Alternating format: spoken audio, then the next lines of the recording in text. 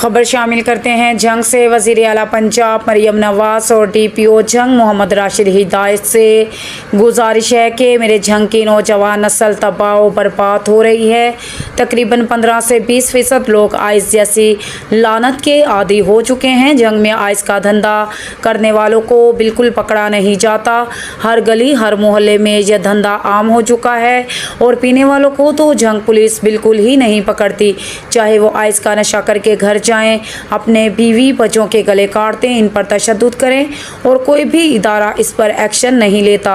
कितने ही माओ के लखते जिगर इस लानत जैसी मर्ज में मुब्तला हैं और कितनी ही माओ ने अपने कीमती लाल खोए हुए हैं।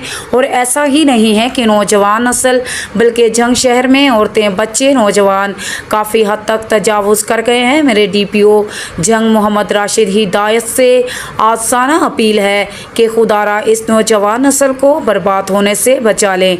जंग के तमाम SHOs को हिदायत जारी करें तो जितने भी मंशियात फरोश हैं इनके खिलाफ सख्त से सख्त एक्शन लिया जाए। रिपोर्ट मियां तसव्वुर अब्बास थी।